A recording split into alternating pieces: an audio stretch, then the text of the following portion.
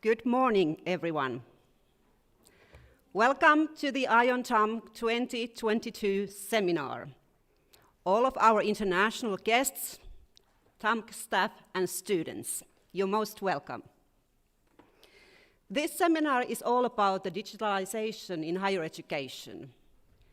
We will be hearing inspiring speeches, and I hope you will get a lot of new ideas for your work and for your studies.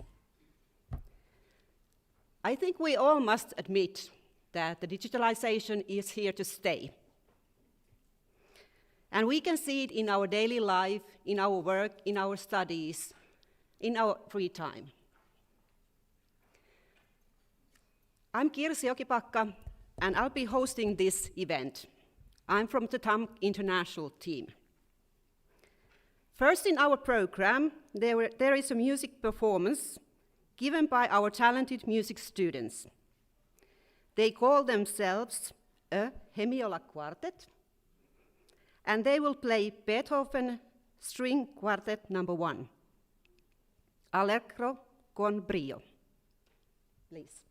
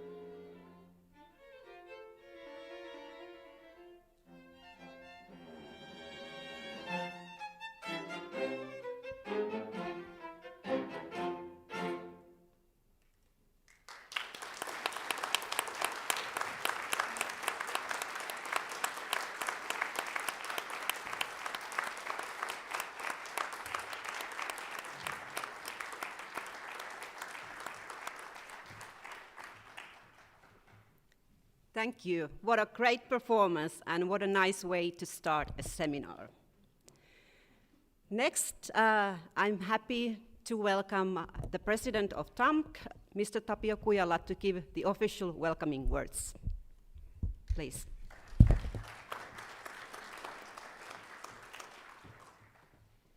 Okay. Yes. Good morning. Hello, everybody. One question for you. Everybody knows where you are. I checked that. Yes, you don't be into Sweden. You are into Finland. And this European security situation, I have to mention that we are neighboring with the Russian. So, welcome. Here is quite, as you know, we are very security country. We don't have any problems with our neighbors. This is my political part of my speech. Welcome to Tampere and Tampere University Applied Science. As Kirsi mentioned, my name is Tapio Kujala. I'm the president of the Tampere University Applied Science, but I'm also Doctor of Social Science.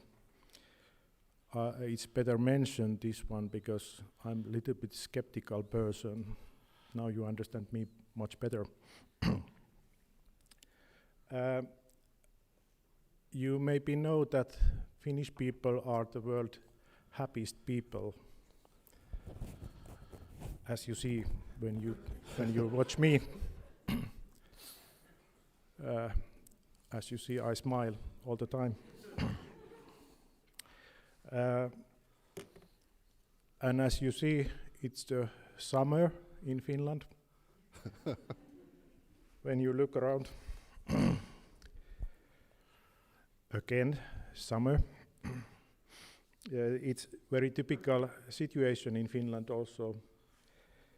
It happens every year that we have this kind of summer.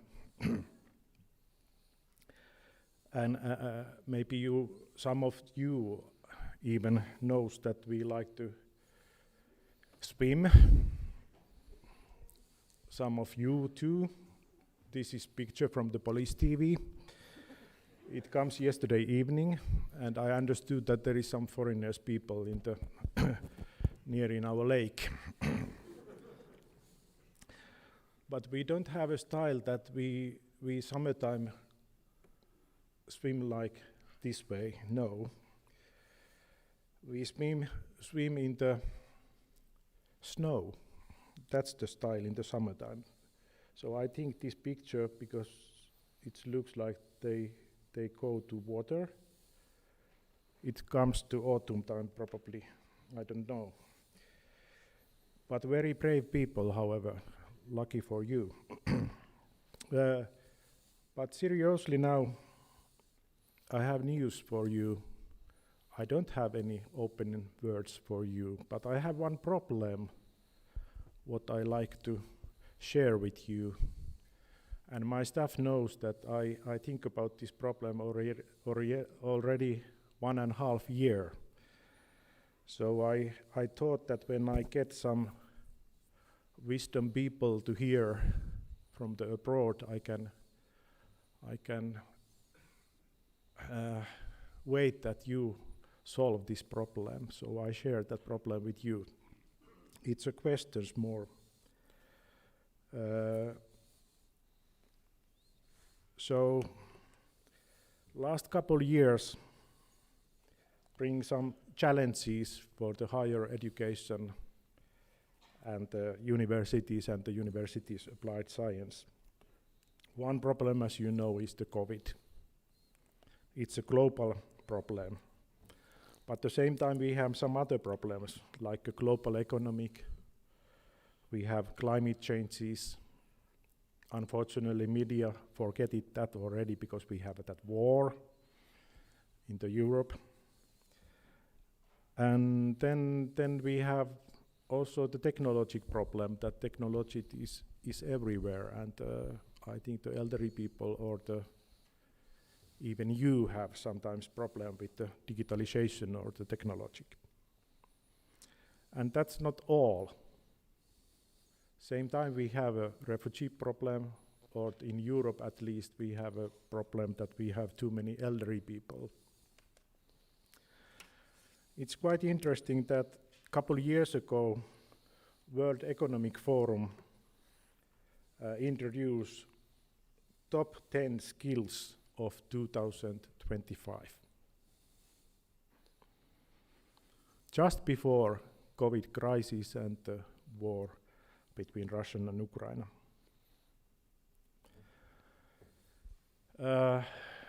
You see the text, so I don't read those, but there is many quite interesting things. Complex problem solving, you will do that today when I introduce my questions for you. And technologic things are there, monitoring and control, design and programming, resilience, stress tolerance, and flexibility. But my problem and my questions, and I say that it's big thing for the higher education field. Is there all? Is there all skills what we need nowadays? If we think about this health field, COVID problem, or if you think about war. And I mentioned I'm doctor of the social science, so I'm skeptical. I have idea that we didn't recognize all issues, all skills, what we need in near future. So my hope is that middle of the war, you think about what are those skills what we need, what our students need, future and near future. I have already right answer here, but I don't publish those for you. But I hope that you think about together, small groups or independent listener, what are those skills? And you can leave right answer for the Kirsi. I will get those, and I check that. Did you know really? Because we are, all of us, we are expert in the University of Applied Sciences. So you have to know those. So this is maybe some answer of that side, but you can think about that a little bit deeper. However, I hope that you have very nice summer week in Finland. Enjoy, swim a lot in the snow, and and enjoy your seminar. That's most important thing. Thank you.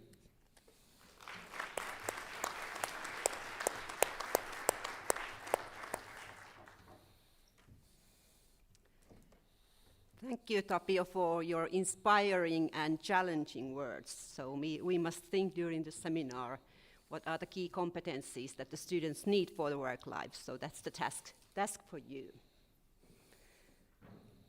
I will give you some practical information now about the seminar. First of all, you have found the seminar program because you all are here. So it's in the event page of the ION TAMK International Week. Unfortunately, there is a small change, so one presentation is cancelled for today. It's this presentation about open educational resources to support higher education teachers' professional development by Ms. Leena Katto and Ms. Sanna Ruhalahti. Unfortunately, they couldn't be here today. But they sent their best regards, and if you have questions about these topics, you can always write them and ask. Those of you who are present here at TAMK, please keep your mobile phones muted during the whole seminar. At the end of each presentation, there is a possibility to ask questions. If you are present here at the auditorium, raise your hand and we will bring you the microphone. And if you are following the seminar remotely, please use the stream chat to ask questions. So the chat will work for those watching in a remote way. There will be a break, small break, 11:15, and we will serve coffee and some cakes outside this auditorium, where is this lobby on my left-hand side. The whole seminar will be recorded, so you might also watch this later if there's topics that wasn't clear enough at this stage, so you can go back to these presentations. And lately, I think it's good that also you enjoy watching the seminar. So it's not just about learning, but it's enjoying. So enjoy the seminar, and I hope you get a lot of ideas. Then we go on with the program. And it's my great pleasure to introduce our keynote speaker. He's Mark Kercher, and he's a senior lecturer at TAMK in the School of Business and Media. And he has prepared an interesting presentation for you. The stage is yours, Mark. Thank you. It's a pleasure.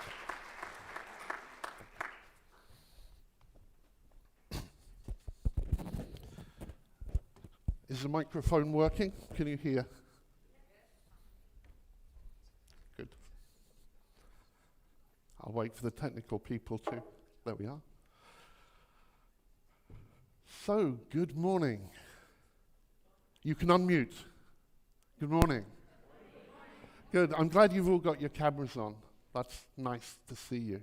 This feels all extremely weird, to be honest. The last time I spoke to a live audience in Meet World, as it now seems to be called, was in 2019.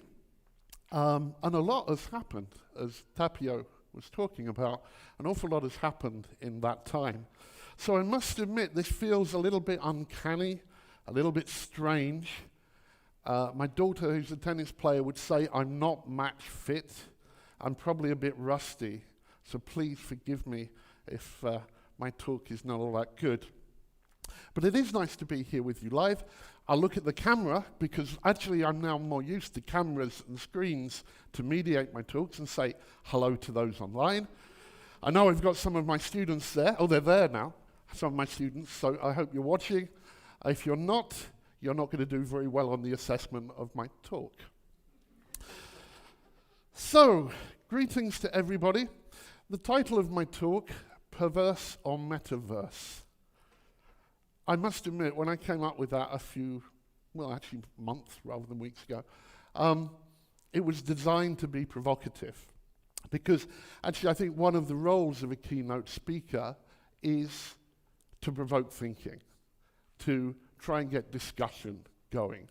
So I set up kind of a deliberate dichotomy in the title, this perverse or metaverse, but really the second part, the subtitle, is the part that I'm really interested in, which is, as it says, the examination of the power of digitalization.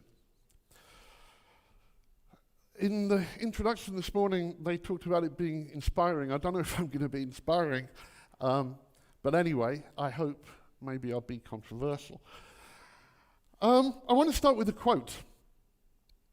It was the best of times, it was the worst of times. It was the age of wisdom, the age of foolishness. It was the epoch of belief, it was the epoch of incredulity. It was the season of light, it was a season of darkness. It was a spring of hope, but it was a winter of despair. We had everything before us, and we had nothing before us. Does anybody know what that's from? Anyone? Anyone? Excellent. You get full marks. Yes, indeed. Oops. It's Charles Dickens. I'm not quite sure what's happened there. My slides have crossed up. Yes, Charles Dickens, written about 160 years ago, A Tale of Two Cities. And actually, although it's 160 years old, I think it still captures a feeling that I'm feeling at this moment in the world in the 21st century. Yeah, I'll go there. I think the way that he sets up and contrasts these dichotomies, so you have best and worst, you've got wisdom and foolishness, you've got belief and incredulity, light and dark, hope and despair. The way that that's done kind of actually feels very much like the world today, and also like my feelings about digitalization as well. So I'm going to come back to the theme of dichotomies and contrasts a bit during the talk. By way of introduction though, as I was introduced, my name is Mark Kercher. I'm a senior lecturer in business and media. I'm also a program director of the MBA in educational leadership, and I'll talk very briefly about that a bit later on in the course. I've been an educator for 33 years. I know it's hard to believe I started teaching when I was 10, so that's right. In that time, I've taught in a lot of different contexts. I've taught internationally in schools, in further education, higher education in the Middle East, now here in Finland. So I've been around a bit. My first involvement with digital learning activities was actually during my Bachelor's of Education. Way back, probably before some of you in the room were born, 1987. Excuse me. On an Amstrad PCW, and it was to calculate break-even analysis. It's to teach students how to calculate break-even analysis. It was based on a spreadsheet, because this is pre-Excel. And like you had to load the software using a cassette player. We're talking ancient times, but it was a digital learning activity. And really that set the tone for the rest of my career. So although I've taught a range of subjects, I've always used, to some extent, digital tools. Finally, the thing that's also very relevant for this morning is I position myself as a critical pedagogue. And that's why I was kind of surprised to be asked to do this morning's talk, if I'm honest. In fact, I wrote, as Kirsty will confirm, I even wrote back and said, "Are you sure?" Because I do look at things, as my bosses will also confirm, through a critical lens. What does that mean in practice? It means that I question things a lot. It means also that my pedagogy and my teaching is influenced by the likes of Paulo Freire, Bell Hooks, Henry Giraud, Ira Shaw, and Maxine Green. I wish these would come more into prominence in education today. When Tapio posed his question, I think a lot of the answers can be found in the works of these people when they talk about critical thinking, about critical consciousness. To use Maxine Green's phrase, wide awakeness. So I think if we were able to develop students, not just focused on career competencies, but actually being able to think critically, being able to formulate the right questions, we would actually start to be able to formulate solutions to the challenges of climate change, of democracy failing, a rise in authoritarianism, and so on. I kind of take it, if our president can kind of get into politics, I feel I'm safe going that way as well. I wasn't sure. So that's my influences. I won't read this quote in full, but this kind of, in a way, sums up, these words from Ira Shaw from Empowering Education, kind of sums up what I'm about. As it says, being critical means getting below the surface, questioning things, the assumptions, particularly the assumptions that you hold yourself, the assumptions made by mainstream media and by culture. Question assumptions. Gain a deeper understanding. Think more critically. And that's very interesting when we come to the theme of the day. So I saw the theme of the day before I'd been asked to do the keynote. And I saw the title, The Power of Digitalization in HEI. So we know HEI, by the way, higher education institutions. So that's fine. No issue with that. The rest of it is so interesting, I think. And I really don't know who came up with the title, but whoever it was, thank you. There's a lot going on in those first 4 words, the power of digitalization. Let's just think about them a minute. That's really what my keynote's about. First of all, we've got this word power. Now, we're not using it in the sense kind of from the hard sciences, from physics and measuring power. I'm using dictionary definitions here, talking about the ability to act or produce an effect, from Merriam-Webster, or the ability to control people or events. So we're talking about power to act in some way in the world. And then we've got digitalization, which is to use some digital technology, but it's a transformation of whole processes, whole systems. Not to be confused with digitization, which is where you take your vinyl analog records and make them into MP3s. Here we're talking about a systemic transformation to the digital. So if we talk about the power of digitalization, we're not talking about the power of Tapio to run this college. We're not talking about the power of Putin to run a country. I'm not sure that's the example I should have used. But we're actually talking here about the process of using digital technologies to control and shape events. In other words, we're saying in that title today, thank you, whoever it was, that technologies have power. That's a massive assumption in the title. And I'm wondering, like, is that what was meant? Is that meant to provoke people to think that technologies themselves have power? That's not a new idea. In popular culture, we've seen this idea. I'm a child of the 60s. So in 1968, the movie 2001: A Space Odyssey came out, and we had the HAL 9000 computer telling Dave Borman that, I'm sorry, Dave, I'm afraid I can't do that. Wind forward to the rather crass 2004 Little Britain, and we have the computer says no. In popular culture, we're used to the idea that technologies have power. You see it in the movies like The Matrix, Terminator. But actually it's quite serious. In the philosophy of technology, we can trace these ideas back to people like Jacques Ellul, writing about it in The Technological Society, to Langdon Winner in Technology and Democracy. So there is this idea that there is such a thing, and its proper name is technological determinism. That technology is going to determine our future. It's written for us. It's already decided.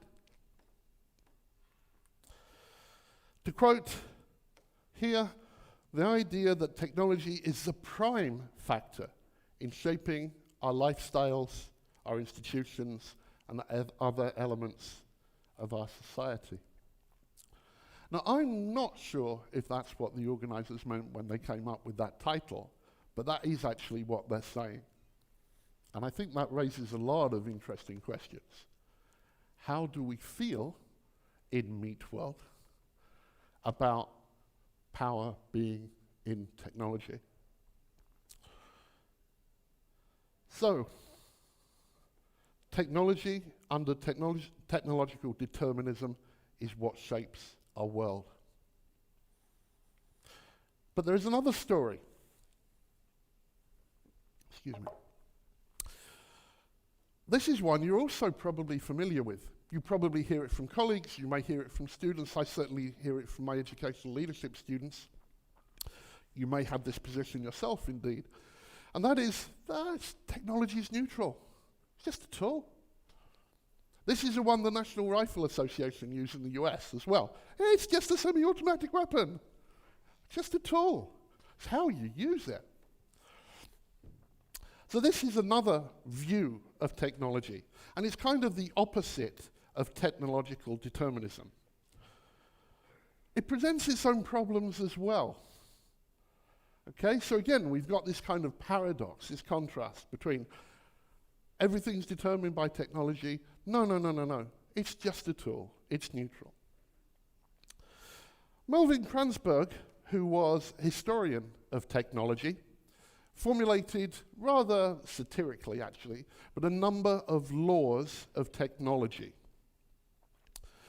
The first one, there were 6 altogether, but the first one is the one I want to look at today, which says this: technology is neither good nor bad, but nor is it neutral. And I really like that, because that last phrase, nor is it neutral, is really, really, really important. It's getting rid of both the aspects of determinism, but it's also challenging this it's just a tool narrative. And when you read his work and read further, I think he means it in 2 quite distinct ways. First of all, why is it non-neutral? Well, somebody codes, somebody designs, somebody does the user interface. Okay, so when we use Moodle or Blackboard or Zoom or whatever, somebody has designed that. It is not a neutral tool. The person who coded it had a particular idea of what learning is, and that may or may not be the same as your own. Other people are involved in those decisions as well. In fact, this is what John Dron, who was mentioned yesterday by James in another talk, what he calls a distributed teacher. And you may have experienced this during the pandemic, teaching online. The decisions, for example, made by an IT department about default settings. So automatically subscribing all students to the general forum in Moodle. And if you want to change that, you have to change the settings. And I look at camera, because I forgot to change settings for my students, and they got swamped with lots of emails because of a default setting. Sorry. So we have these settings. Chat is another one in Zoom. In the installation in Zoom, and sometimes in MS Teams, chat is muted. Think, that's power. You could stand up and shout back at me here. If I've muted you in Zoom, I'm exercising power. If that's been done for me, I haven't even got control of that anymore. So there are other people shaping. That's why it's not neutral.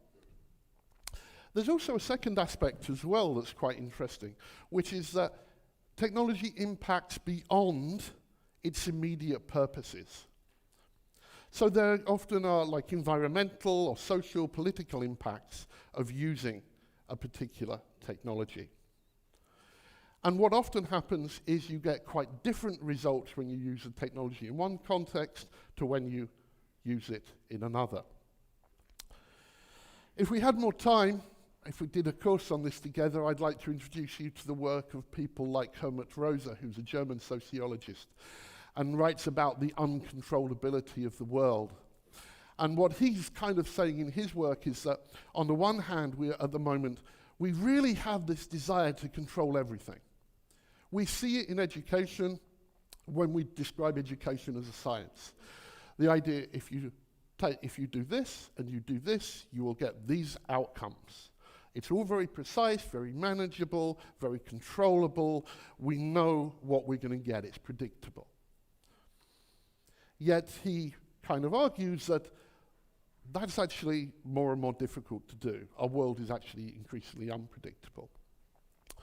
So technology and these facts that it's not neutral, it can have an impact beyond its purpose, impacts how we use it, It also means, actually, and this I'm just talking now away from my notes, it's just occurred to me, it also means what we often do is because of these unforeseen impacts, we try to then find a technological solution.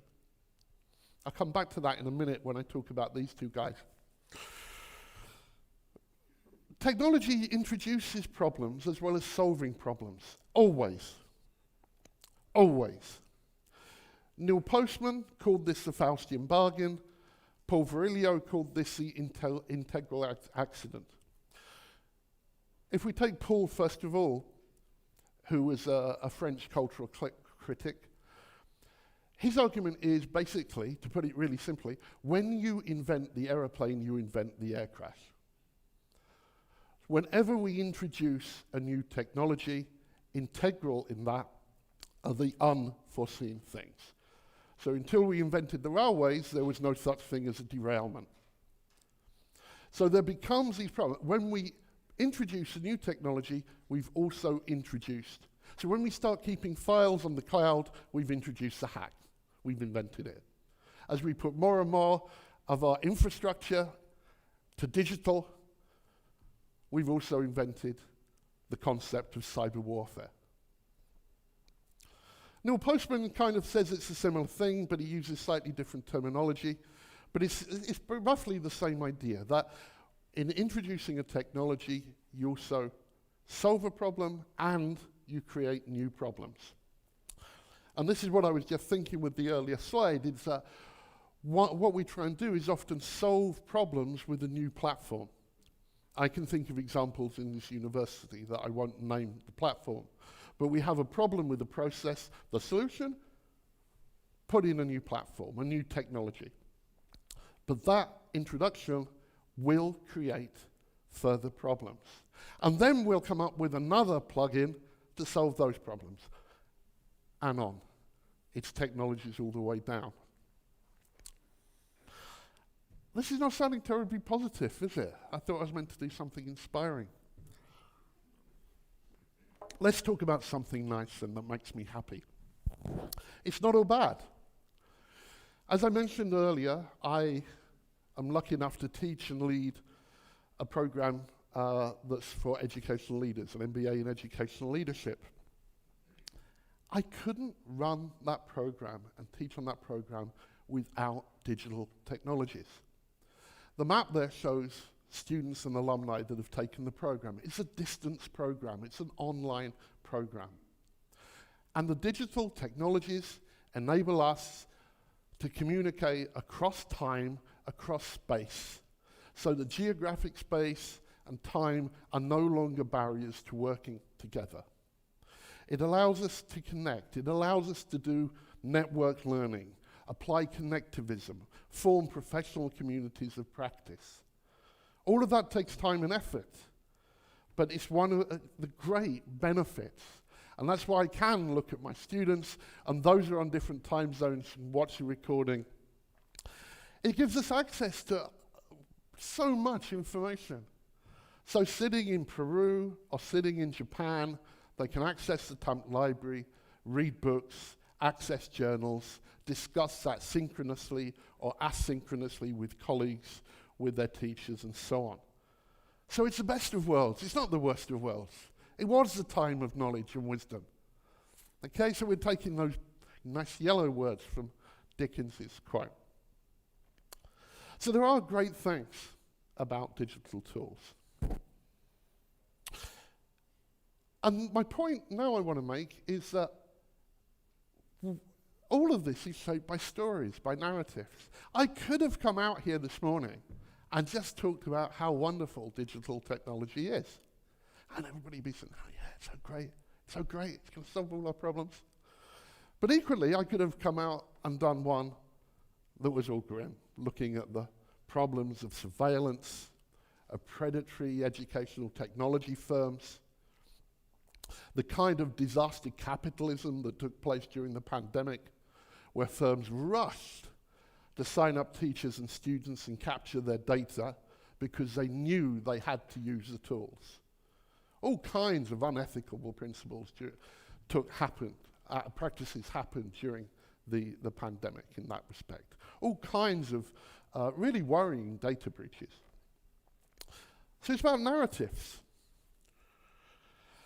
We are continuously told about what the future will be like by these kind of organizations. There's government reports, consultancy firms, think tanks, vendors with their pitches, international organizations like OECD, World Bank, UNESCO, keynote speakers, educational influencers. Yeah, the new form of knowledge on the block. Yeah, the Twitter teacher, the TikTok educator. They're telling us what the future's going to be like, how we should make our digital leap. I've been leaping since 1987 and I'm tired. The thing I'm asking you to do here today is to question these things. Question the assumptions and your own. Think critically. Get your students to think critically. I'm fortunate to have some very smart friends, because I'm not terribly smart, and they've been doing some discourse analysis of some of these narratives. One of the person working on this is actually in the room as well, I can see. So at Tampere University and at here, they've been looking at what are the discourses. In other words, they've been saying, like, what are the stories that are being told? So here's one, for example. They've been analyzing the documents, the reports, and so on to see what the messages are. One, that digitalization and datafication can ensure a better future. Think about that. What does it mean? It's actually a completely meaningless sentence. What's better? Better for who? Better to do what? Better for the existing channels of power? Better for the existing inequalities in the world? Better in what way? Education is outdated. It's not yet fulfilling its potential. Again, potential to do what? To turn us into economic units of production that are continuously tied to our digital devices until we burn out and end up kind of zombified by a continuous stream of messages? Potential for what?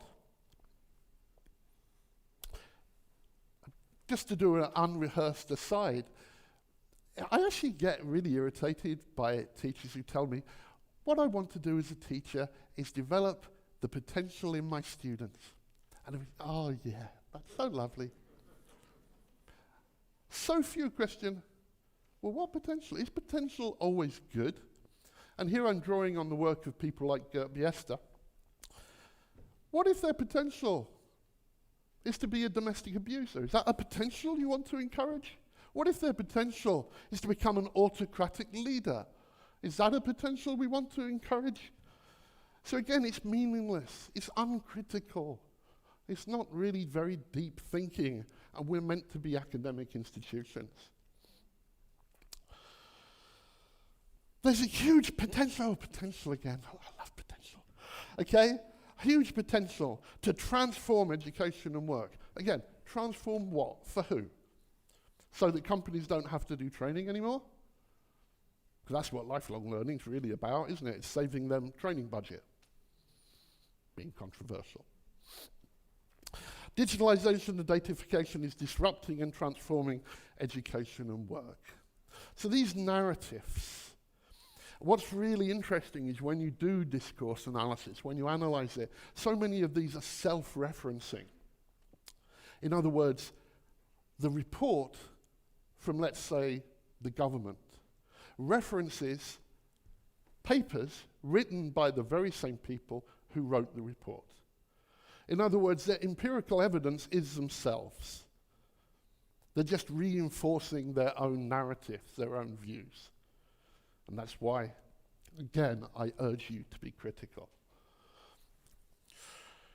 The history of education has been full of promises. Those promises on the previous slide. History matters. I've been reading about the history of Russia and Ukraine, and now trying to get a deeper understanding of what's happening there. History does matter, but in Silicon Valley and the world of EdTech, everybody just likes to live for the now and the future.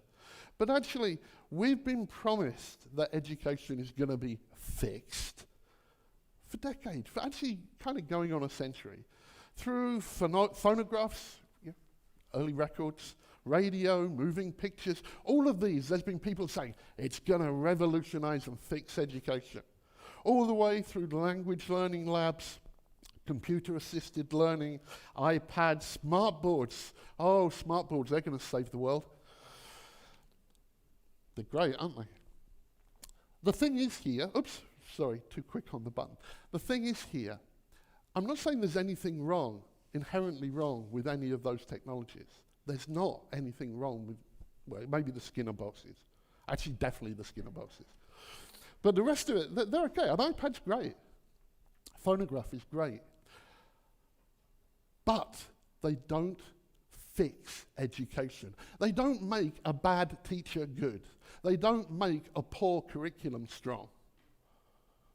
They're just ways that we can, or tools that we can try and use embedded in the process of education to improve it, by us shaping the tools, not the tools shaping us. Despite all these broken promises, that still seemed to be the message during the pandemic. And I just wanted to get a meme in somewhere. So it's the distracted boyfriend meme that some of you may recognize. The EdTech, that's going to fix education. And yet we saw when the British government tried to use algorithms to give university places, we saw students marching on the street saying, F the algorithm, fuck the algorithm. I thought it would be another decade before we got that, but we've actually already had it. Okay, I'm coming towards the end. About that title, if you remember, just to get you in the room, I called it Perverse or Metaverse. Yeah. So, as I said, really, that was just as a hook, though I am trying to set up that contrast, that dichotomy. But the real important thing I was trying to do here today was to think about and reflect on what are the powers, who's got them, and what do they mean. But when I use the word perverse, the way in which I was using it was to mean to have turned away from that which is right or good. And by the way, I am somebody who prefers to use pictures than words in slides. And I was actually at one point sitting at home thinking, what image can I use for perverse and metaverse? But kind of gave up on it. It went to dangerous ground. Perverse. Yeah, I think this is an example of perverse. In 2018, there was a big fanfare for the launch of the Blockchain University, a group of academics getting together to form the Blockchain University. It lasted from 2018 to 2019, it's disappeared. I spent time on the web yesterday trying to find any trace of it, and even using the Wayback Machine, they seem to have disappeared. But one of their quotes I found was they wanted to be an Uber for students and an Airbnb for professors. And, well, I mean, those are business models I would really question as being suitable for a university. I mean, they're predatory business models that are about exploiting staff, gaining monopolies, using venture capital to gain that monopoly. They're not profitable in the long run. I could go on and on about why they're not good business models. But the idea that that should be the idea of behind a university. And blockchain, like what was the problem that blockchain was going to say? Well, it means we'll be a distributed, an encrypted, distributed university across the internet. And that problem solves what exactly? So maybe that's perverse. As for metaverse, of course, Neil Stephenson in 1992 in the book Snow Crash coined the phrase, but the Zook has adopted that now, the idea of a single internet, an embodied internet in a 3D world that we can access anywhere. And I'm sure we're going to see, the metaverse in education. And I'm sure we're going to see NFTs, non-fungible tokens in education, and DAOs, distributed autonomous organizations, and crypto. I'm sure that's coming, because if you've been in education 33 years, you just get used to the idea that whatever the buzzword is coming. So here's our metaverse. Perverse. Not quite sure why we don't have anything below the waist. Kind of a strange vision that Mark has for us all. Maybe it's to stop us being perverse. But anyway, that's maybe where we're going in the future. So to wrap this up, I want to say that digitalization doesn't happen in a vacuum, okay? It's got to be viewed in the context of the other forces in society that impact education. Political, historical, cultural, economic, and so on. They're embedded. All of this is embedded to follow certain agendas, and the digital is part of it. It's not determining the future, but it's not neutral either. Education does have problems, but it's certainly not broken. And I'm really sick of that idea that education's broken, but we've got an app to fix it. There is no killer app. There is no magic bullet for the problems of education. I can tell you that good education does not look like an app, nor does it look like a platform or a data dashboard.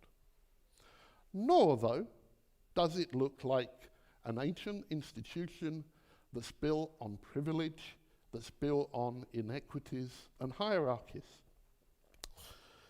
Good education is relational. It's about relations between people. It's human. It's an art. It's a craft. It can be supported by technologies if they're used well and they're used ethically. I'm sometimes asked then, what's your position then, Mark, on technology? I admit in the past I've been a real techno-evangelist. And at other times I've really sunk into the despair of being, a cynic, depressed cynic. At this moment, I would call myself a skeptical advocate. Yes, there are great things we can do with technologies, but yes, we also have to be skeptical of some of the claims made by some of the organizations about what it can do. I started with this quote. What I'd like to remind you of is those are the opening lines of a historical novel. It's the beginning of a story. And what I want to invite all of you to do, and you online and watching the recording, is to co-write the future use of digitalization, okay? Because the future is not already written. It's up to us. So there's my image credits, and there's my sources, and I thank you very much indeed. Thank you for your time. Thank you online. Thank you. Okay. Do you want me to stay here? No. You can stand there. Do you want me to take questions, or? Yes. Yes? Okay. Yes, yeah. Yep, sure. Great. Thank you so much, Mark, for your words and thoughts and all this. So I think we have time for a few questions now. So the microphones are ready, and I hope the audience is ready for questions. So raise your hand if you want to ask something from Mark or comment his speech. Yeah, be critical. There is one in the back.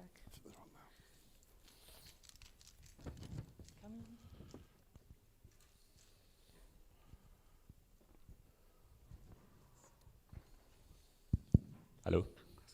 Hi. Yeah, thank you, Mark. I guess two things. First thing is regarding the, technology being neutral. So I remember I remember the day when I actually used a computer, my Apple II and a cassette, to load data.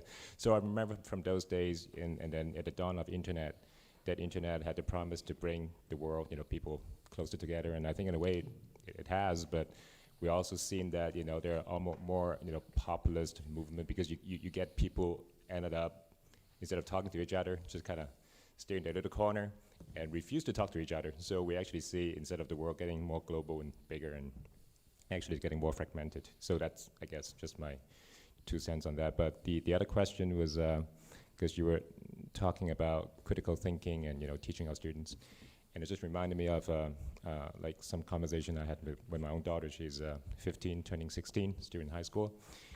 And one time she was doing a presentation for school. And then we went through it together, and I asked her, well, where'd you get this information? And then she said, well, I got them off the internet. I said, well, which site did you go to? I said, well, I went to this one. I said, okay, did you double check it? I said, well, I'll check another one, that's the same thing. Okay, good. So, and then I talked to the teacher. I said, well, when you ask your students to do presentations, when you ask them to do research, do you give them like guidelines as to, double check your sources, kind of, just not trust the information you get? And I said, no, we don't. And this is, we're going into like, 9th grade, 10th grade. So the thing is, it just seems that the things are happening so fast, and we're as I teach college students, and I try to teach them critical thinking, of course, but they have already. I mean, if you look at iPhone, came out 2007, so they started with these technology that they never really learned to question, and how could they? Because the educators in school, they haven't figured out themselves. I mean, they need to be taught how to do that. And things are just happening so fast. I mean, for us, I mean, we have our things to do. We'd like to go to workshops and this thing here, to these events to further our development. And we, in order to do that, we need to know more than they do. TikTok, for example, I recently learned what that is from my daughter, and it took me a long while to figure out what it is. And before we get there, the next things is coming around the corner. And I see that I don't think is, it's not possible to do it. It certainly is. It takes a lot of time for us as parents, educators to get there. But I constantly see that I'm fighting an uphill battle, because in order to get it across to my kids, who will later become students of mine, I need to learn more than they do and see that and talk to others and figure out whatever it is to offer a solution. And then only to find that the next thing is around the corner that I have to learn again. Right. And it's just, and I think critical thinking is very important. The only thing is, I have these students, as I said, growing up, coming into class, have no idea what it is, and it's just hard to, and for us it's easy. We have lived that 30, 40 years. We know what it's like, when it was a day without, and it's just so easy for us to kind of figure out what it is, and we used to do it. But for us to teach them, it's fine. I can see that they're getting it, but it's just so new to them. It's just so hard, and I'm just wondering, do you have any insight on what I've just babbling about? Maybe some, of course, you can offer a solution that causes new problems, of course, but what would be your take on it? Thanks. Thank you. You've raised some really important and interesting things in your questions and comments there. And you're right, there isn't quick, simple, easy answers to these things. I'm not quite sure that we need to know more than our children or our students. Because I actually think it's about an attitude. I think it's about a paradigm, a way of seeing the world.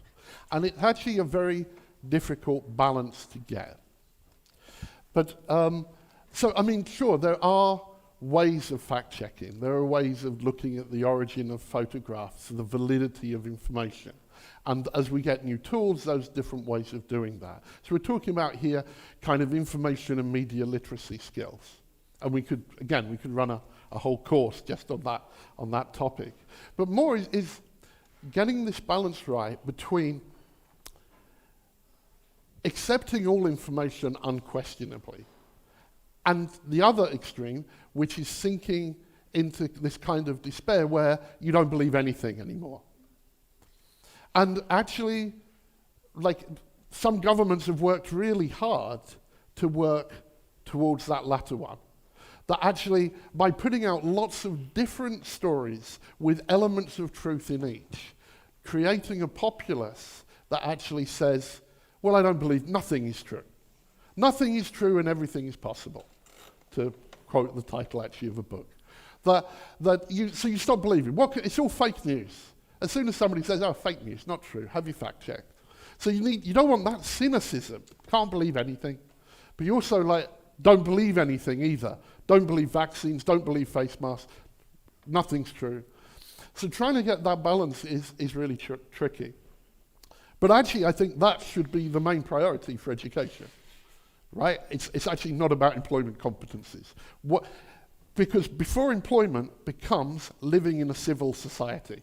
And if we want to live in a civil society where people are not polarized and able to be polarized, it's essential that we develop democratic critical thinking skills. Whatever your subject area, that should also be at the core of what you are as an educator, in my view, for what it's worth. But yeah, it's a huge area, not one that I can really answer more than that in this setting. Thanks. There are a lot of questions, but we have time for one, unfortunately. No? I feel really guilty. Yeah, feel Sorry, guilty. I feel the bar has been really raised. Great use of Dickens, love Neil Postman, but I keep thinking about Kurt Vonnegut's short story in Welcome to the Monkey House with technology, which is that it's a lot of buzzing, flashing lights, noise, there to distract us from quietly sitting and thinking with our students and our own thoughts about where we actually sit with things. And I am hugely resistant to yet another platform, yet another app, which possibly my age makes me less likely to fully embrace. So my question is, but how do we do that? How do we get the space to actually be allowed as teachers just to switch everything off for a while and use what's under our hats more effectively? A really good question, and I think one that probably everybody here, and certainly that I also struggle with. How do we do that? And it gets worse. It's both accelerating and amplifying this. I mean, for this talk, I counted how many different platforms I have to use routinely in my work here at TAMK. The answer was 15. So 15 different platforms I kind of have to be familiar with in order to basically fulfill my job description. I can only tell you what works for me, and that's kind of by basically, at times, literally just turning off. Finding time to go for a walk without my mobile phone, without a music player, and just think. I mean, I see a lot of people, for example, I use public transport, on a bus, and it seems like people can't sit for a few seconds without having to reach and start scrolling. Whereas I don't have headphones in, and I'm not scrolling, and that's when all the ideas happen. That's when that's when I get an idea for a keynote, or for a class, or for something I want to do. So you have to, if you want to be creative, you have to allow that to happen. But I do agree, it's a struggle, and I can't here and now, offer a quick and easy solution. So you need this app which will block all your emails, okay? It doesn't work like that. I really do think that time offline and away from tools, and I like your reference to Vonnegut as well, and the literature. Books, good old-fashioned books, I love them. Because you don't get little red circles telling you that there's an email waiting for you, or somebody's liked your post or whatever. You're not distracted. So I can't really say more than that here. Maybe the panel session could come back to that one as well, I don't know. Okay, thank you. Thank you so much for Mark.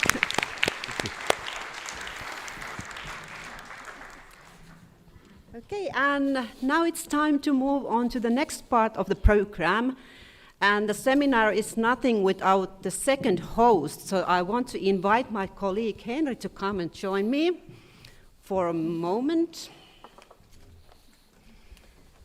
So you'll be hosting the panel, which is coming next. And so maybe you could introduce yourself and tell us what is your background or your experience with the digitalization. Yes, my mic seems to be working, so everything good. So hello, my name is Henri Annala, and I work as a senior lecturer here. I also work as an international coordinator, and I also work as a Digimentor. So I have this threefold job description, but today I'll be hosting the panel, as Kirsi said. And as for my background, I've always been interested in how to, well, in the first place, how to make students learn the best. How can I achieve the best learning outcomes as a teacher? And of course, as a result, I've been experimenting with different types of pedagogical models and different kinds of ways of teaching. And when technology, when digital tools started being more used, then I was also interested in, okay, can I use this to make my students learn better? And I worked as a Digimentor, which means that I'm basically trying to help my colleagues, help other teachers in realizing teaching in using different things, devices, apps, so that they can actually make learning happen better in the context that they have. And also, as a part of that, I've been running these online course designing courses. So an online course that tries to teach how an online course should be built, like how to design an online course. That's the title of the training. So I've been running these kind of trainings for like maybe 6-7 years. First as part of our like internal trainings for teachers at TAMK, and then later on at Tampere University as well. And then we also, at one point, that was like part of our educational export, so we got people from all over the world to participate, and they've been interesting trainings, and I, as a person running them, have probably been learning the most out of them. So that's always the beauty of running these kind of trainings. You as yourself, you get to learn a lot. So that's basically my background. Trying to highlight the digital aspect here because of the title and what we've been talking about here. And I really think, I do agree with Mark, I think that it's really important to keep this dichotomy in mind, that, you know, it is neither good nor bad nor neutral. I think that's a brilliant quote, and I think we can also all agree on that. So I think that was great. So now we know who is our host, the second host.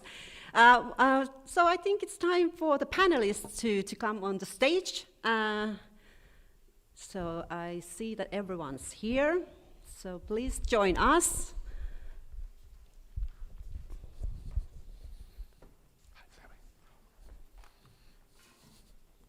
That's out for later.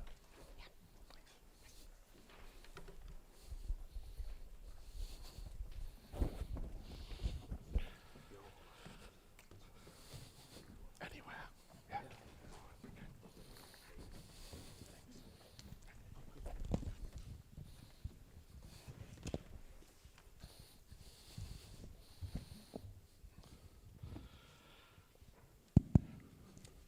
all right. So welcome. Maybe we can give a big hand to our wonderful panelists of the day. Okay, so welcome everybody. As you can see, we have also one empty chair. We used to, the original idea was to have 5 panelists here. Unfortunately, one of the people had to cancel, but I think I will be probably standing here so that I can see you all better. So as you can see, we have a wonderful, almost all male panel, but not quite. So the token female. yeah. So I would like this to be like as a discussion, so not like that I'll be asking questions and you will be giving me the right answers and anything like that. And so let's just have a chat, talk about these topics, and also feel free to take part as an audience. So if you have any things you'd like to ask, then that's definitely okay. Even spontaneously in the middle, but then at the end I'm also going to give you a chance to ask questions from our lovely panelists. But let's get started. And before we start with the sort of like actual questions, actual things that we're here to talk about, I think everybody wants to hear who you are. You already heard a bit about me, so I won't be presenting myself. But please tell us who you are, what you work with, and how does digitalization show in your work currently? And these like kind of brief presentations, so not over half an hour. If I'll go first. Yeah. My name is Hanna Teräs. Many of you have already met me. I've met many of you. I'm a principal lecturer here at the School of Professional Teacher Education. And my area of expertise is digital learning environments and the digitalization of higher education. And I have a long history with all things digital. I started my university career more than 20 years ago, and the very first job I was hired to do was in a project where we were creating fully online learning materials and courses. And this is 22 years ago. Fully online courses for language teaching online. So that was a huge step at that time, but it also was a huge step for me because it determined the course of my life, and I sort of accidentally happened to swim into that. I was an English teacher at that point, but today I teach online. I've been teaching online for more than 20 years. I'm a researcher. I research. I'm in a research project that researches digitalization of higher education, and I'm also involved in many different research and development projects that deal with the subject. And of course, I use digital tools in my work every day. Over to you. Now it's my time, yes. Hello everybody, my name is Johanna Moisander, and I'm from the student union of TAMK, the student union that resides here at TAMK, and I'm the chairperson of the board there. And I'm also a third-year business administration student here, but my studies are at the pause at the moment. What we do in the student union, we help students with their problems, with social and educational problems or affairs. We do all kinds of student events, and we do tutoring and everything that we can think of that involves students or student life. And how has the digitalization shown in the work of the student union? I think that it's in a couple of years it has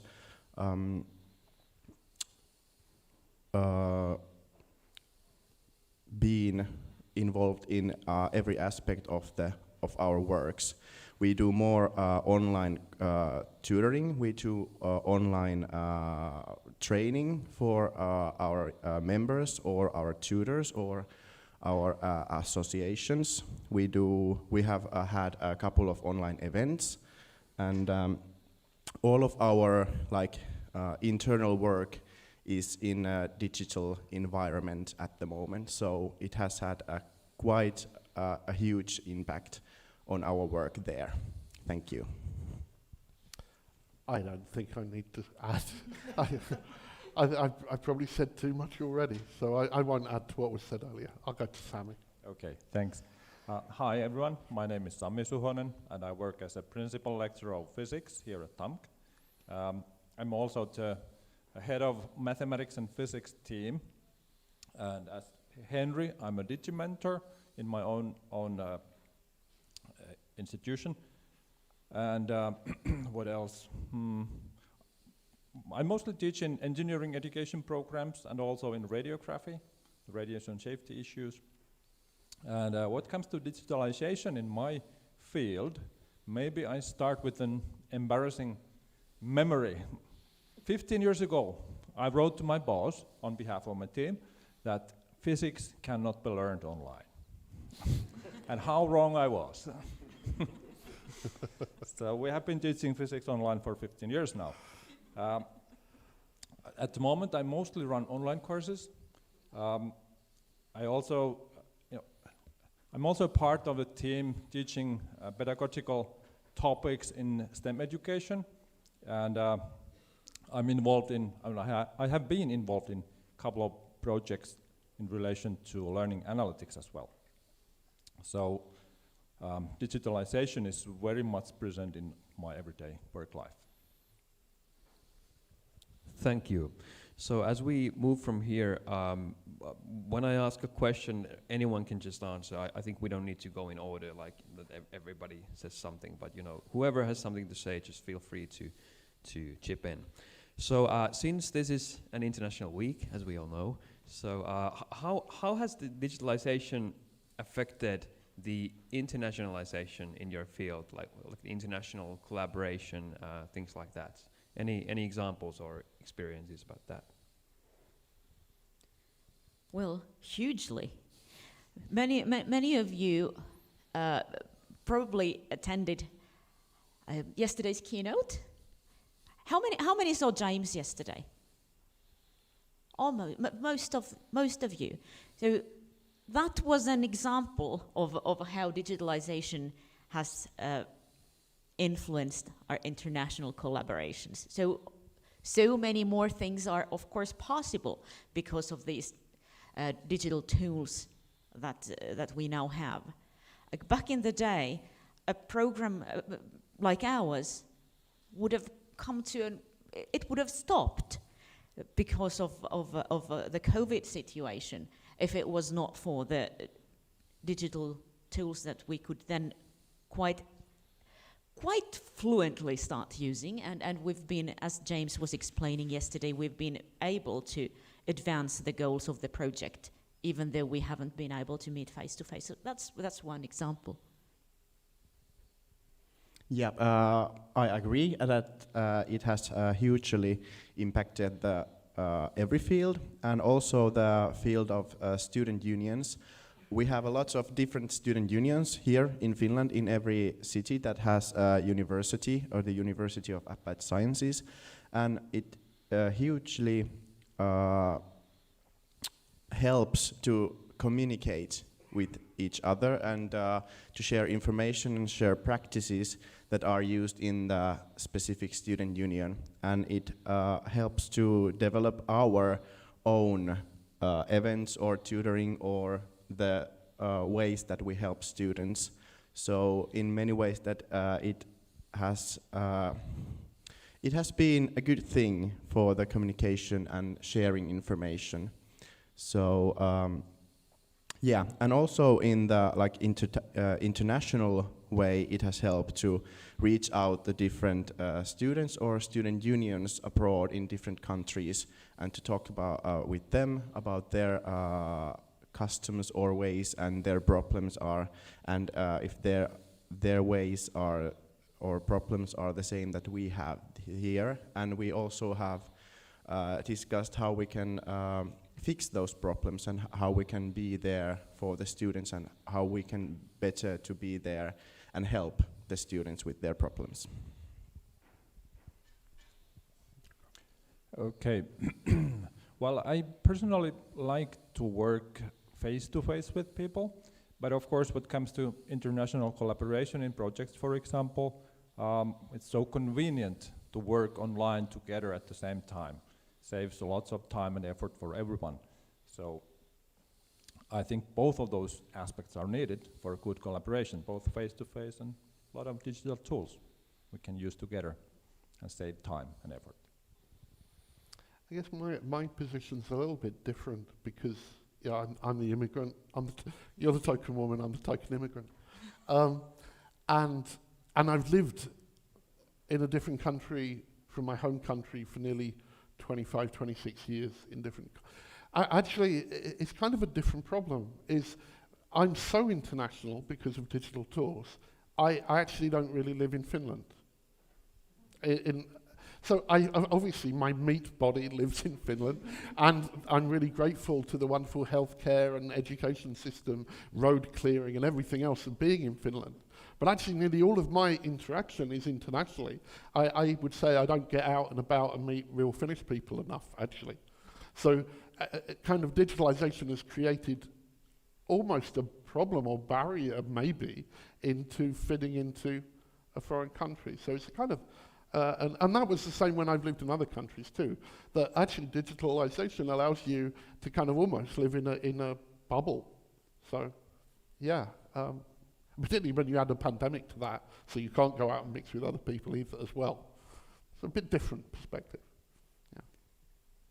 Yeah, I can definitely relate to that, and you know, it's really interesting if you think about that. It's actually all of this has happened only in a couple of decades. So before that, we still had to actually go to the airport, fly to the other country, and then meet the project partners. So it was always like a couple of days worth of trouble to meet with them. But now it's just like, okay, now it's time for a meeting. I just turn on my Teams and then, hi, how's the weather like in Thailand? And it's crazy. Yeah, but of course, this is one of the benefits that you can think about, that, okay, it's easier to meet with people from different parts of the world. What other kind of possibilities or benefits do you think that technology, digitalization has brought about? Can you name some examples? And now thinking about your work, your sphere of influence, where you use your time daily, like your work. Yeah, I can start. I think that it has bring a lot to the students, and when they like plan their curriculum and their studies, they can take some course from different university or from there and there, and it helps the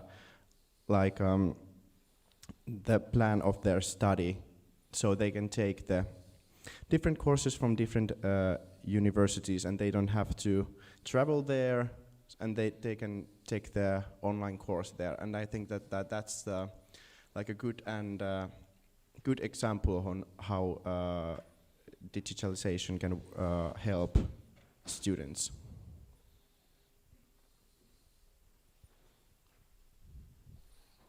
Yeah, everybody's looking at each other. Okay, this tells a lot. Well, I'm thinking so hard. Everybody's waiting for the, what are the risks and threats of digitalization question. That's coming next. But before that, I really think that what Johanna said, I think that that's an important aspect, like democratizing education in a way. I was part of a project recently where we developed online language courses, and the idea was to target those languages that are not, studied that often. So, for example, at Tampere University of Applied Sciences, we just can't offer very many different language courses, but we have students who are interested in studying some languages that not many other students are interested in. So, if we have these kind of nationwide online courses, then we can offer them more. And it doesn't matter if you are studying in a big city like Tampere. This is a big city in Finland. Believe it or not. Or then at a really small university at a remote location where they only have like the mandatory courses, not much beyond that. So that's kind of like making it equal for students regardless of where they study, where they come from. I could actually add one thing. Thanks, Henry, for bringing that up, because it reminds me, oh yeah, teaching. There's always teaching. Now, and also, of course, like Mark's program, the MEL program is like completely reliant on digital technologies, because the students are like physically located all over the world. But even for students who also can attend campus, of course, digital tools bring new opportunities for us as teachers to find different sources of knowledge. It's easier to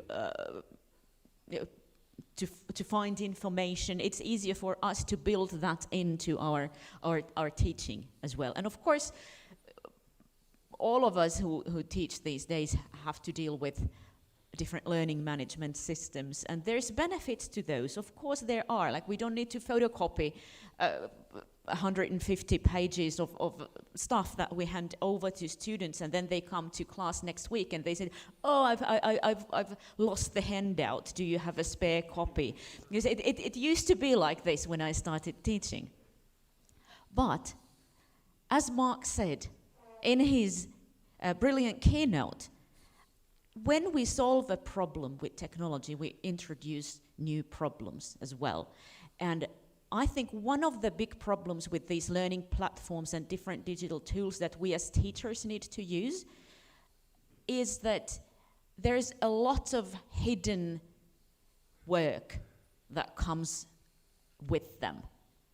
A pedagogically sound learning process does not just appear magically in Moodle or It's Learning or any other learning management system. But very often the time that we need to take to think it over, to organize everything there, to find all those materials, to read students' discussion posts, to read their work and mark their work online, all of that is like extra work that doesn't really show in our teaching hours, and it's very often something that teachers end up doing in the evenings or during the weekend. So this is something I just had to mention, and also relates to what James was talking about yesterday. Okay, if I continue what Hanna just said, the other side of the coin is that, at least in physics, it's possible to use automated or automatically assessed exercises, which helps a lot, both the students and the teacher, and saves time from both sides.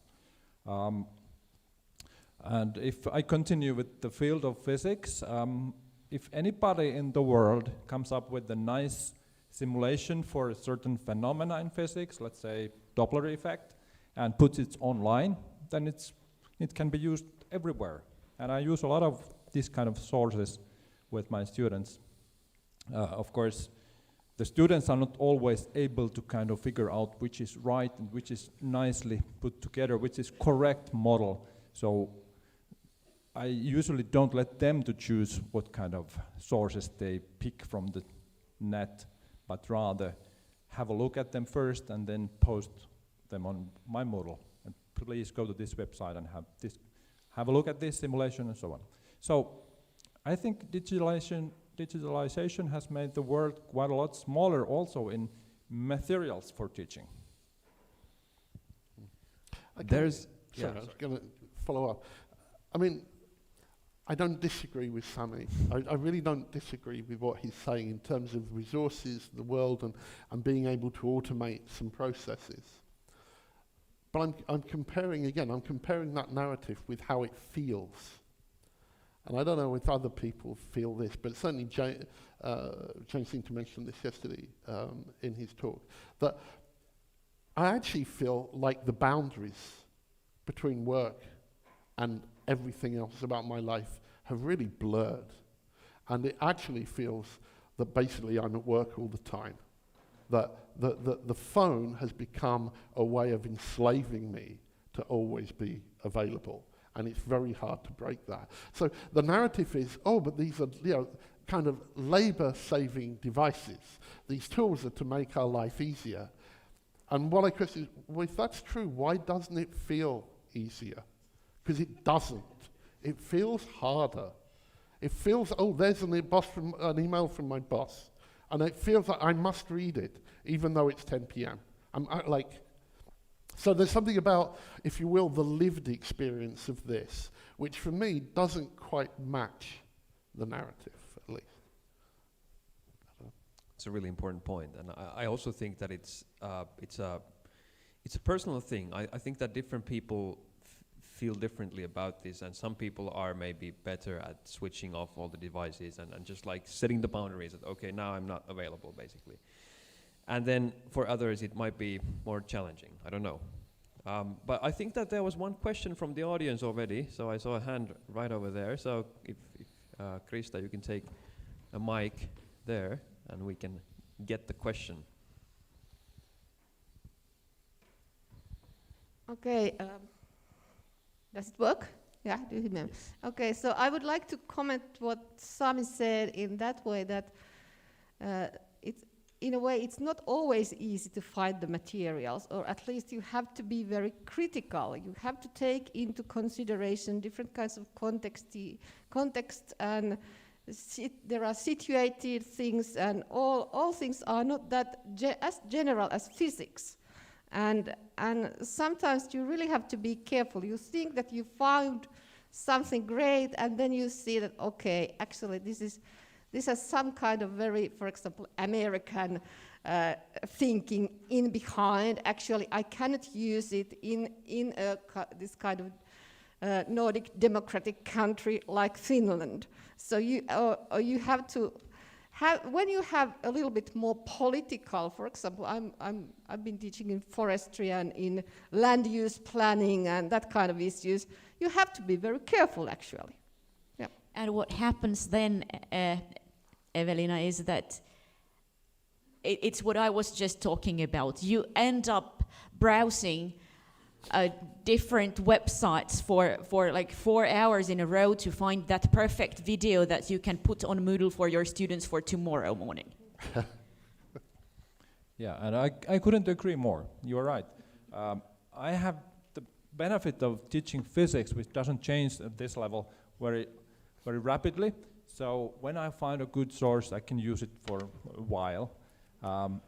But as you mentioned, we should remember that, and as Mark said in his presentation, that it's people who code those things, and it's always choices. And as a teacher, I think my responsibility is to kind of make those choices visible for the students, and maybe even choose those that are correct. Again, physics is nice in such a way that there is usually a correct answer into elementary engineering physics problems. Hope so. That makes it a lot more easy to choose the materials. Yeah. There is another question from Arja Halkoaho. What is digital communication in the digital world? Can you repeat the question, please? What is diagonal communication in the digital world? Diagonal communication in the digital Yes. world. I don't really know what. Blank looks. Could she read about dialogue? How to have a dialogue in a digital world? Maybe. Sorry. Yeah. Yeah, maybe. Let's go with that one. Dialogical. Dialogical. Yes. Dialogical Communication. Okay, it starts to make more sense now. Like, I was thinking diagonal. Let's go that way.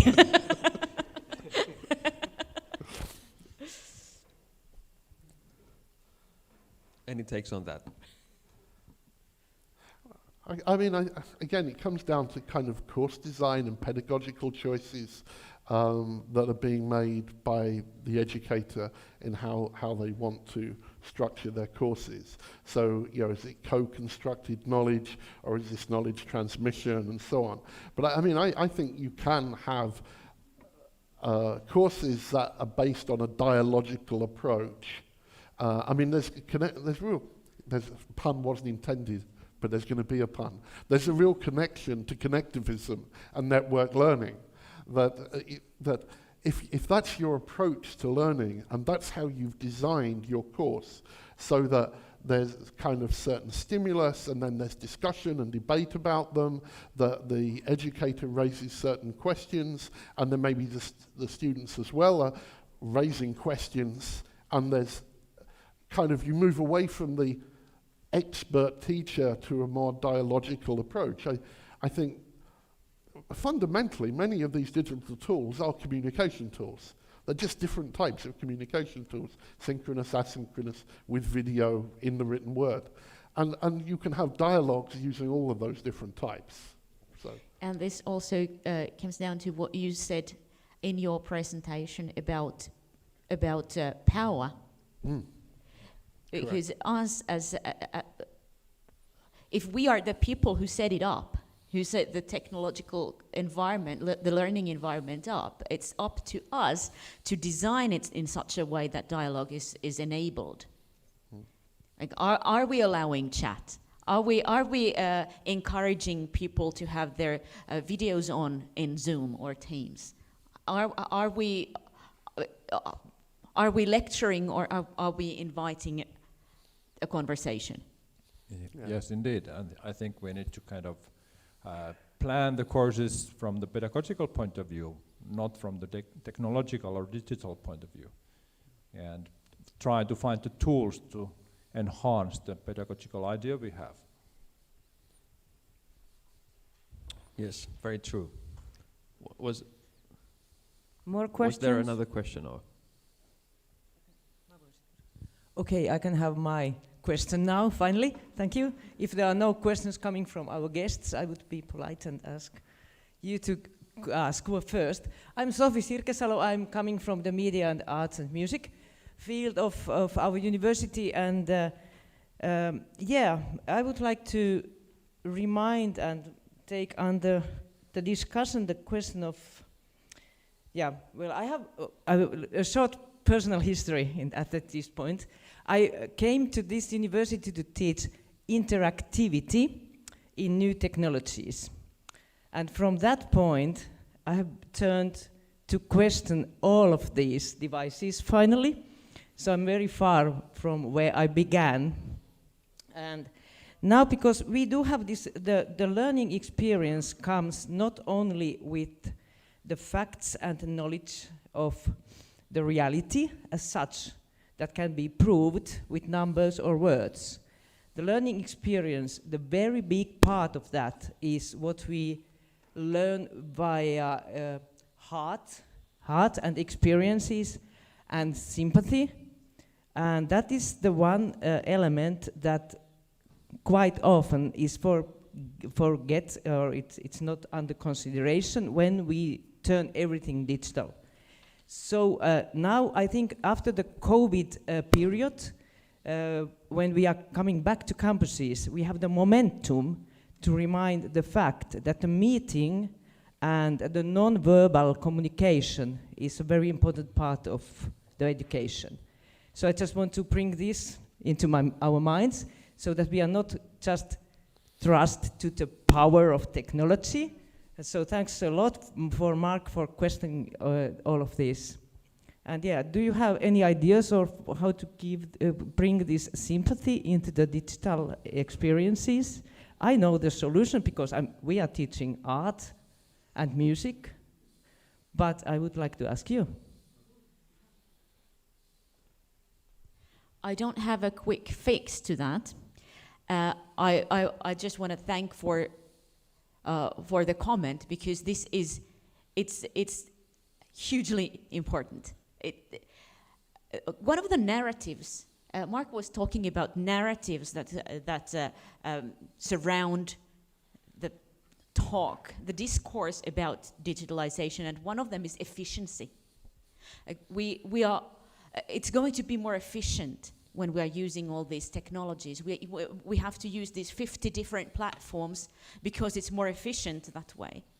And digitalization and technology is very tightly connected to metric power. And what happens is, by that I mean that we have these digital environments, digital tools, because it's easy to monitor, it's easy to collect data from how they are used, and that data is then used towards making decisions for further actions. The problem is exactly that what you said, Sophie, that we are losing the aspects that cannot be turned into zeros and ones. We are losing the aspects that are sympathy or empathy or values or appreciation of beauty or growing as a human being, rather than acquiring competencies that can easily be measured. And the problem, of course, with I don't have anything against measuring things as such, but we have to bear in mind that what you measure is what you get. If we measure things that are quantifiable only, we get quantifiable things. We don't get the things that you cannot measure, like sympathy. And this, I think, is something to be considered. Yeah, I think this gets to the heart of my feelings as well. I mean, one of the reasons we try and make the MEL program work, or the way that we do it, is through online presence. That the educator is there, they're present with the learner. Present not just from having a photo in their Moodle profile, but using video, using the camera, using the screen, and being authentic, being themselves. And in fact, tomorrow's talk with Chris Smith from Media and Arts is about the importance of humour in that, as part of that, in showing your true self to your students and vice versa. The efficiency question I do just want to quickly pick up on as well, because that is so often the reason for implementing digital tools. It's about efficiency. When our wonderful musicians played this morning, nobody was thinking about how efficient they were. Nobody thought, well, they could have played that in half the time and that would have been much better. Okay? And that, be serious, but with you, that's why I'm calling education an art and a craft. Art and craft are about efficiency. All right? So it involves taking the time to get to know your students, to get to know your colleagues, to be present, to be there for them. Yeah? And I think then you can do work in the digital domain, but it has to move away from basically a Moodle full of PowerPoints that they work through on their own, and it's graded by an algorithm. Then you're not going to have the things that you're talking about. Yeah. So. Yeah, and I also like to add that it's difficult to them, if we talk about like an online lesson or something, it's difficult for the teacher to notice if the students are interested in the subject or are they listening to the subject true. Or the teaching. It's very easy to, for example, in here to see if people are interested or are they listening, and we can do something like a loud noise or something to get your attention. But you cannot do that very well in an online environment, so it brings a lot of difficulties. That's true. Good point.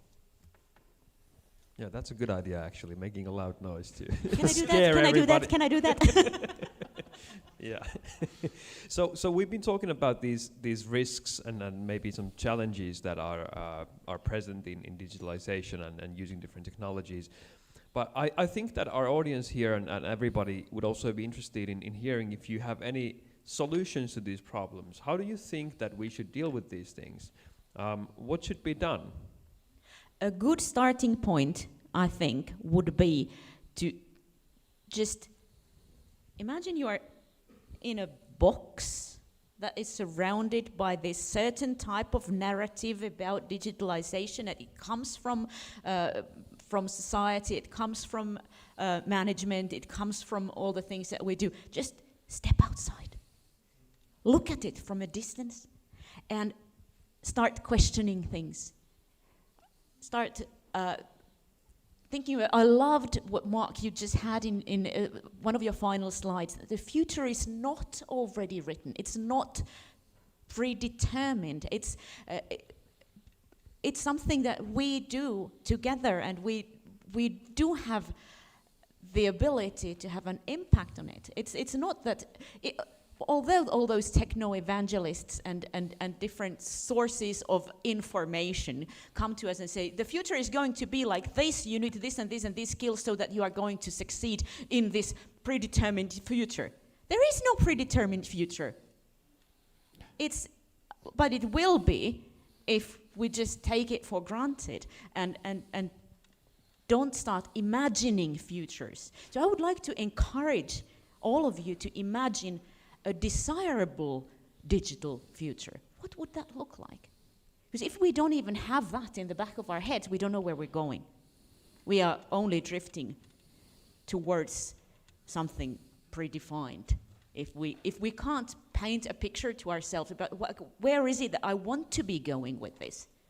And once you get that, you can start talking about it with other people. And hey, that's so true. That's so true. I've been talking about this with many people, and it resonates.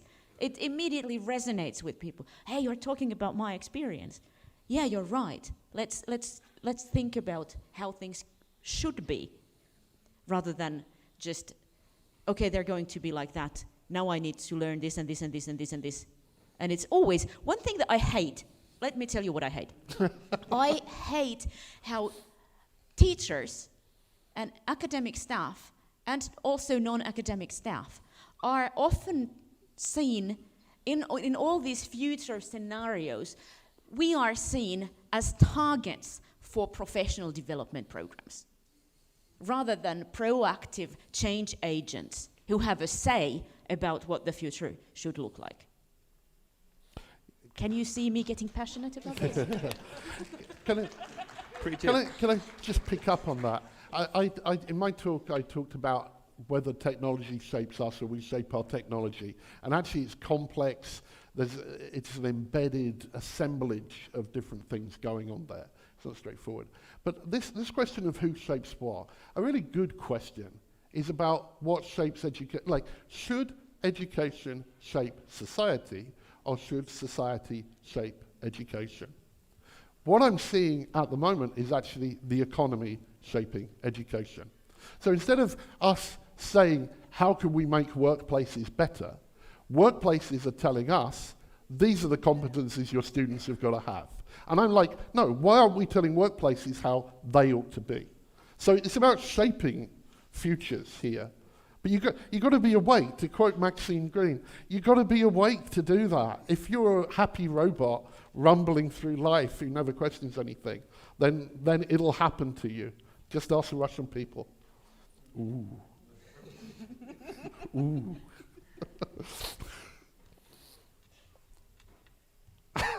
and that killed the room. There were some streaming problems earlier, so maybe we have to check how it's doing now. Maybe there are some connection problems. Okay. Sami, did you have something in mind? Yes. Well, if I go back to physics, I'm sorry. One of the side effects of digitalization is a kind of black box thinking, that it's an app or a program or whatever that gives you the answer, and you don't need to know anything. And again, somebody has coded it, it has some boundary conditions, it works only in a certain situation. And I think we kind of need to go back to the basics in physics teaching and make the students to understand the basics laws and what's behind the programs, how they operate, what are the boundary conditions, and so on. Good. And one other side effect I have noticed, when we don't have digital tools available, students don't have pen and paper. They can't do anything then. And sometimes we would like to do with pen and paper. It's a very good interface for calculations, for example. Yeah, wonderful technology. Paper. Yeah. Actually, competencies, I mean, talking about what future competencies and lists from OECD and such like that Tapio had up there, that's why I'm going like that. I was actually sitting there thinking, you know, with cyber warfare and so much of our infrastructure being digital and so on, actually maybe a really good competence was knowing how to make a fire from scratch. Like my point is, we're living in an uncertain world. We've been through a global pandemic, and now we've got war in Europe again. Please don't tell me about the competencies you need in your workplace. Like, I'm not saying they're not important at all, but let's not put them front and center all the time. And that also doesn't mean I'm saying let's start survivalist prepping, though maybe it's not a bad idea. No. Great, thanks. Okay, I just want to change the topic a bit. So, but why? if let's think about the future for a second. So, we've all seen how digitalization has sort of like shaped education. You know, this way exactly, not the other way maybe. So we're now here. But what about the future? What do you think? If you had to guess, what's the next thing that will come? Again, we can have a say about what the next thing is, and we should affect that actively, as we said. But just like trying to guess based on how the development has gone so far, what would you think? Where are we heading next? What's the next big thing? Now, there's two ways to answer this question. And one way is like a pessimistic way, and the other one is answering it from my perspective, like what I would want it to look like. Give us both. I'll give you both. My pessimistic view is that governments and societies go absolutely ballistic about data analytics, and everything starts revolving around that. We already have a massive datafication initiative in Finland that all universities are participating in. It's called the Digital Vision 2030, and it's revolving around data and artificial intelligence, and using those to optimize student performance and student learning and study pathways. And look, there's nothing wrong with that as such, but the problem is what I said earlier, that there is the danger that we start doing away with all those things in education that don't fit in that narrative, that cannot be measured. And then our realities start being shaped by what can be measured. And those will be the things that are considered important and worthwhile. And that will, if we go down that path, it will definitely shape education, and not for the better. That's my pessimistic view, because there's so many indicators that are sort of pointing that way. My less pessimistic view, what I would hope to see, is that people would get fed up with all this.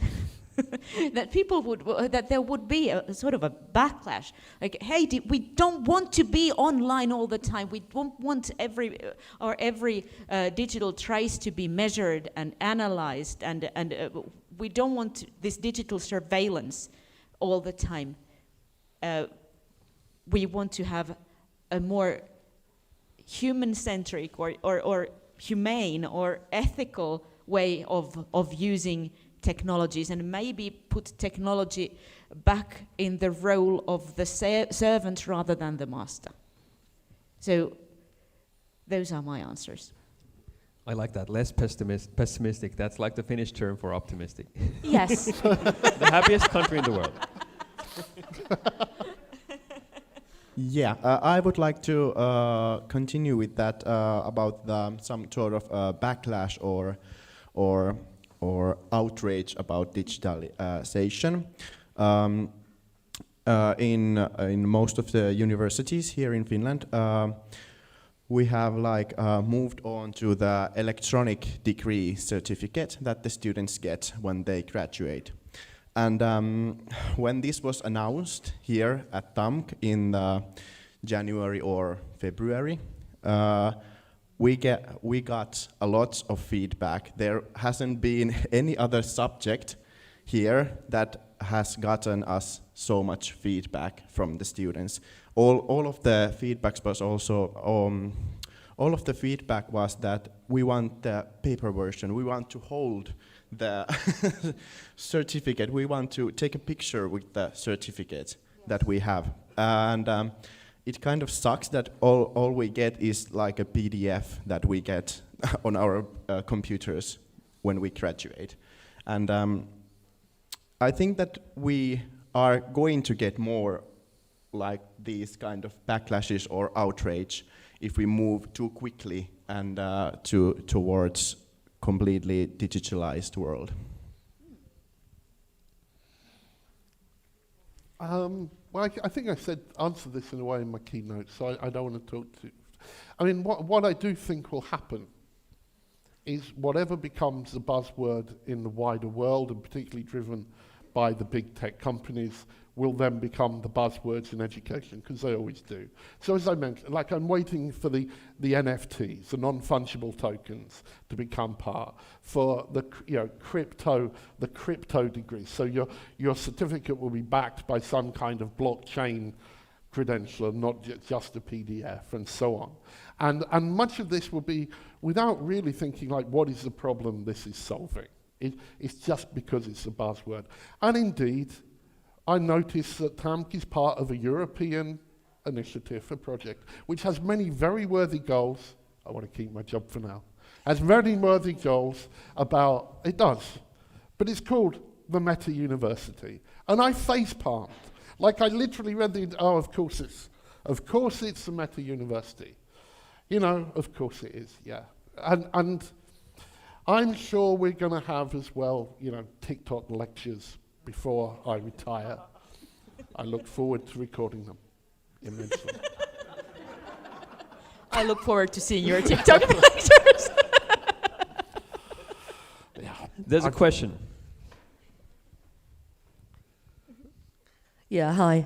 I was interested in how do you feel different in your role as an educator comparing to daily life? And by that I mean, for example, I'm a mother, and at home I don't like digitalization. When we sit at a table, there's no phone. But at my work, I couldn't miss it. So I was wondering, what do you miss in the future digital environment, and how can we avoid becoming digital parents or educators, teachers? We're both educators. And do you think that digitalization is helping students cope in daily life in the highlight of interacting with others? Because I noticed that with TikTok, with all the online things, they miss out on the important interacting in real life. So what is your point of view about that? Okay, I'll take this on first of all this time, if I may, though I know I've spoken too much. It's a really good question and really important, and I'm a father to two daughters of 11 and 15. We have rules, like no digital, we eat together, we have dinner together every evening, that's the rule, we eat together, and there's no digital tools at the table. My 15-year-old now has a smartphone, my 11-year-old still has a dumb phone. I don't own a phone. I run a program that's absolutely essential. I don't own it. I have the one that TAMK gives me, but I don't own a phone.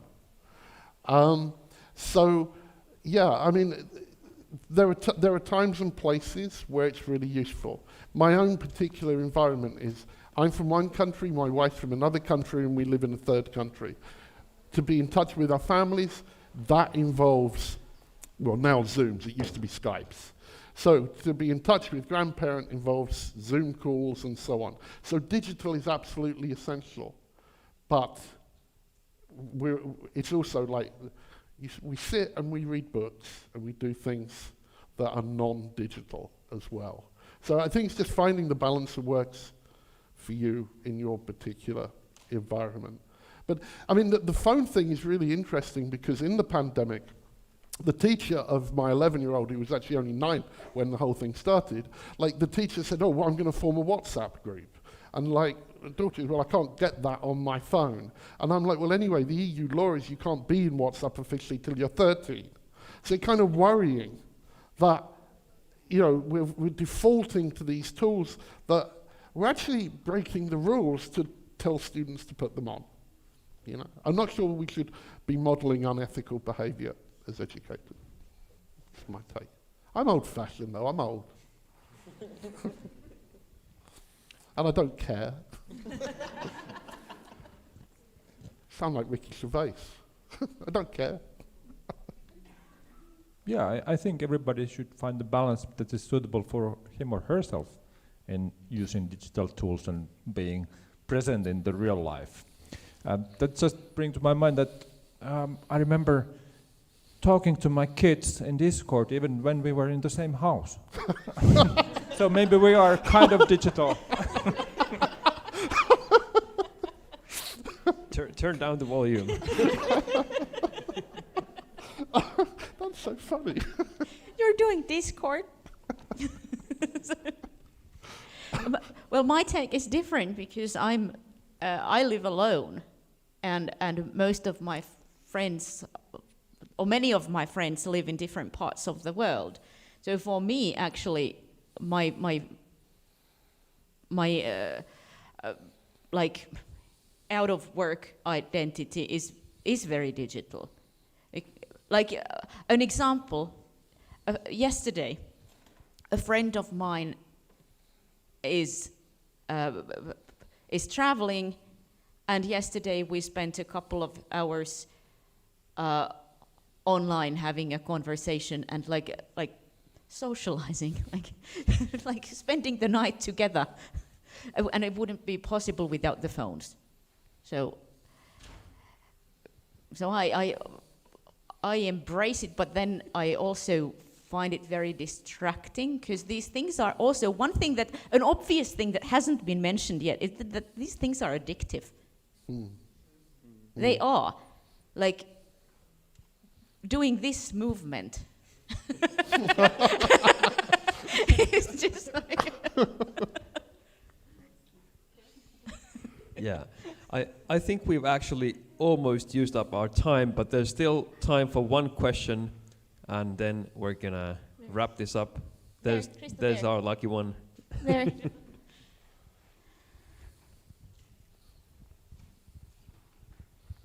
All right, it's going to be a quick one. My name is Philip. I come from the non-teaching staff at the Hague University of Applied Sciences. We were discussing how crucial it is to challenge or to criticize or to have a critique towards digitalization. I'm just wondering, can you recall perhaps an instance where you had to criticize digitalization in your professional realm? That's an excellent question. Do you mean criticizing as in standing up against something that, well, I criticize it constantly because that's the research that I do.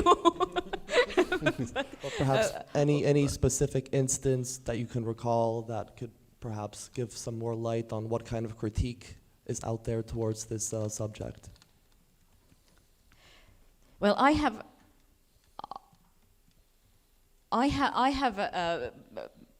written about and given talks about these things that we have now been discussing here at TAMK and also in different occasions. But I think this is something that comes up in most of the time in like daily conversations with your colleagues, and I think what's important there is how do we get past the rant and make it somehow more constructive?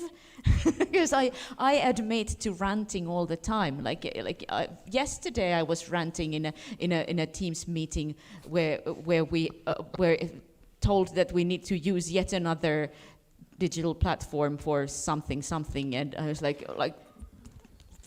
For heaven's sake, we've got like 50 million of these, and I can't remember the names of them, and all of them have stupid names, like really stupid names, and the name doesn't tell anything about what the app or the platform does, and you just have to remember if it's Dosse or Bösse or Dille or Dalle.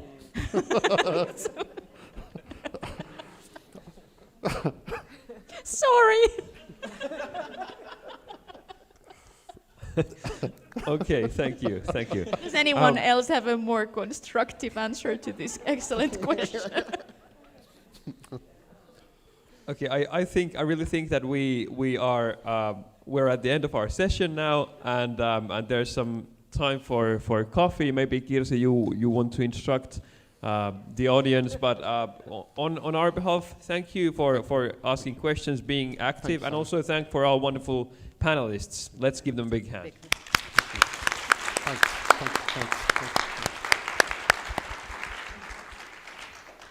Great. I think we have all deserved a cup of coffee and some cookie, and as mentioned earlier, it's available on my left-hand side there in the I would say lounge area of the auditorium. And we have 20 minutes break, so please come back after that. Thank you so much.